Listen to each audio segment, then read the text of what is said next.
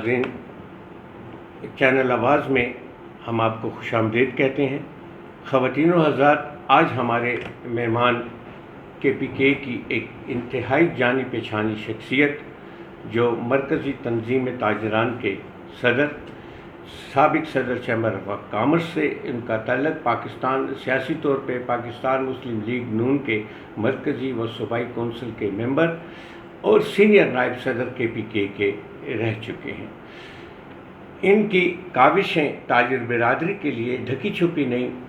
اور ہر جدوجہد میں، ہر دور میں، ہر عامر کو للکارنے والی یہ شخصیت آج ہمارے اسٹوڈیو آواز میں موجود۔ ان سے آپ کی ملاقات کرتے ہیں اور ہم بھی ان سے کچھ سیکھنے کا تجربہ لیتے ہیں کہ ان کے تجربے نے ہمیں کیا سکھایا اور کیا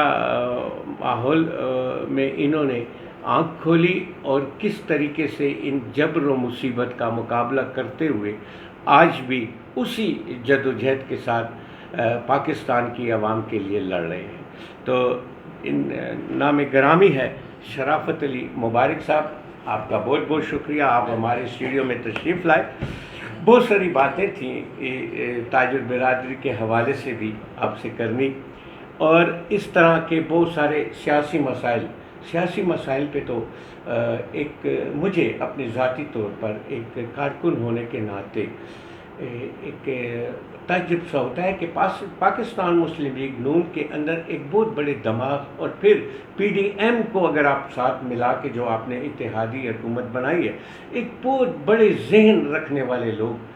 انہوں نے مہنگائی کے اس آگ کے شعلوں کو دیکھے بغیر عدم اعتماد کی تحریک کا کیوں آغاز کر دیا؟ کیوں نہ 1.5 سال تک کے لیے انتظار کرتے؟ کیا کہتے ہیں جی؟ بسم اللہ الرحمن الرحیم۔ بہت شکریہ محترم آپ کا، آپ نے مجھے عزت بخشی، آواز چینل میں بلایا۔ اصل میں بات بھائی اس پہ اس طرح کی ہے کہ انقطاع دو ہوتے ہیں، ایک آسان راستہ ہوتا ہے، ایک تھوڑا سا مشکل راستہ ہوتا ہے۔ قومیں جو بنتی ہیں وہ مشکل راستے سے بنتی ہیں، قربانی سے بنتی ہیں۔ اگر آپ اپنا سوچیں، وہ اپنے سیاسی حساب کو دیکھیں، تو آپ جو فرمایا آپ نے بالکل صحیح بات ہے کہ ان کو حکومت دے دینی چاہیے تھی، اور 1.5 سال مزید عمران نیازی صاحب کو موقع دینا چاہیے تھا کہ ابھی وہ مزید حکومت کرتا ہو، جو آج حالات ہیں وہ ان کو وہی فیس کرتا، پھر اس کو وہ۔ لیکن لیڈرشپ کس کو کہتے ہیں؟ لیڈر کس کو کہتے ہیں؟ لیڈر وہ ہوتا ہے جو کہ برہانوں سے قوم کو نکالتا ہے۔ لیڈر وہ ہوتا ہے جو کہ اندھیروں سے قوم کو روشنی کی طرف لے کے آتا ہے، اس کو لیڈر کہا جاتا ہے۔ اگر آپ یہ 1.5 سال 14 مہینے 18 مہینے مزید عمران نیازی صاحب کو دے دیتے، تو میں یقین سے کہہ سکتا ہوں کہ سری لنکا سے بدتر ہمارے حالات ہیں۔ اس پہ کوئی شک نہیں، جیسے آپ نے خود فرمایا کہ پی ڈی ایم ہو، مسلم لیگ نون ہو، پھر زرداری صاحب آپ کے ساتھ، پھر مولانا فضل الرحمان صاحب ہوں، پھر آپ کے سامنے سارے حالات بھی ہوں، کیونکہ جو معلومات ان کو ہے وہ مجھے آپ کو شاید نہیں، جس پوزیشن پہ وہ لوگ بیٹھے ہوئے۔ لیکن اس کے باوجود انہوں نے یہی سوچا کہ ملک کے مفاد میں بہتر یہ ہے کہ اپنی سیاست کی قربانی دے دو، اپنی سیاست کی قربانی دے دو، اس ملک کو بچا دو۔ تو ملک کو بچانے کے لیے عدم اعتماد ہوا ہے، عمران نیازی صاحب سے چھٹکارا حاصل کیا گیا ہے، اس پہ کوئی شک نہیں۔ بہت مشکل دور ہے،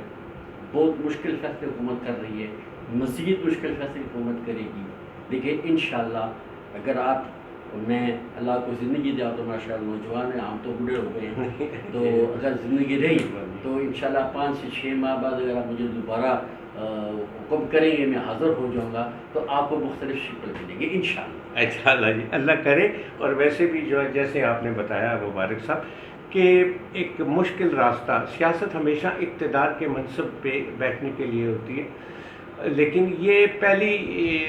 جماعتیں ہیں جنہوں نے اپنی سوچ بدلی، سوچ کا دھارا بدلا، اور ایک نیا راستہ چنا بقول جو آپ کے ویژن میں ہے کہ ایک ہم نے بحران سے نکالنا ہے، سیاست کو بعد میں دیکھیں گے۔ تو بہرحال اللہ کرے کہ ان کا یہ بحران سے نکلنے والی سب کے لیے ہو۔ آپ نے تاجران کی ایک گزشتہ 40 سال سے زائد سے آپ کی خدمات ہیں، تاجران برادری کے لیے آپ کی کوئی نمایاں کاوشیں اور یا اپنے پاکستان مسلم لیگ میں کسی جگہ پہ آپ کی کوئی نمائندگی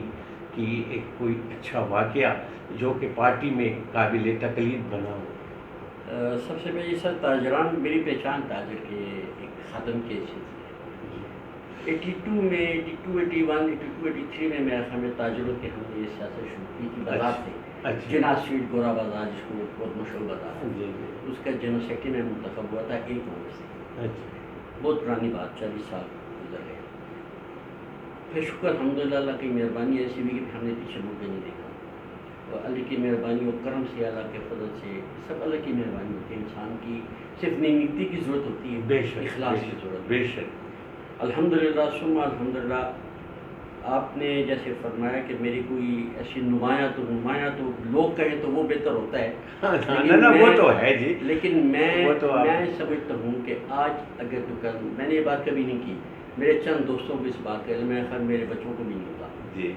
کہ آج اگر تاجروں کے بجلی کے بل تو میرا تعلق دکاندار سے جی جس کو میں پیاز ہٹیوال کہتا ہوں اچھا ان ہٹیوالوں سے میرا تعلق ہے تو اس بل میں آج کل آپ کو ایک سلیبس نظر آتا ہے 12 مہینے کا جو آپ نے بل دیے ہوتے ہیں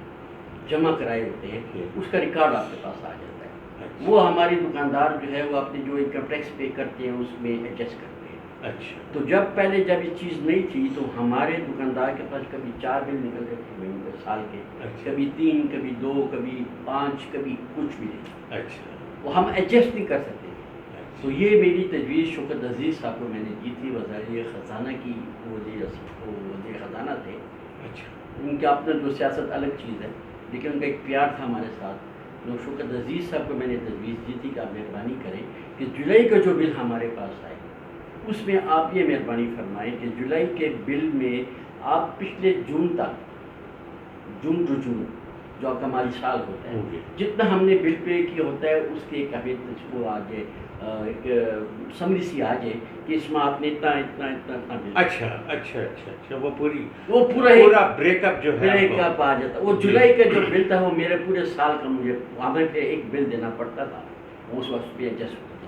تھا شرافت صاحب یہ بتائیے کہ مہنگائی کا جو تناسب ہے اور اس میں ظاہری بات ہے کہ بجلی بھی بڑھتی ہے پیٹرول بھی بڑھتا ہے ٹرانسپورٹیشن کاسٹ کے بڑھنے سے آپ کی پروڈکٹس کی قیمتیں بھی بڑھتی ہیں آپ پروفٹ کی ریشو میں پھر ایک عام آدمی کو کتنا سکون مہیا کر سکتے ہیں جو کہ یوں ہی پوچھ لیتے ہیں یہ صحیح بات ہے مہنگائی بہت زیادہ ہے حکومت بھی اس کو تسلیم کرتی ہے ہم بھی کرتے ہیں عام آدمی بھی کرتا ہے ہر شخص کہ مہنگائی تباہی ایک دن 2 دن 4 دنوں میں یا 60 دنوں میں یا 70 دنوں میں نہیں آتی وہ اس کے پیچھے پورا 4-5 سال کا 10 سال کا ایک سسٹم ہوتا ہے روم نہیں بنا تھا ایک دن اس کو بھی ٹائم لگا تھا تو 4-5 سال پچھلے 4 سال سے جو کچھ ہوا ہے آج ہم اس کو کاٹیں اس میں آپ کا بالکل ہماری کاسٹ آف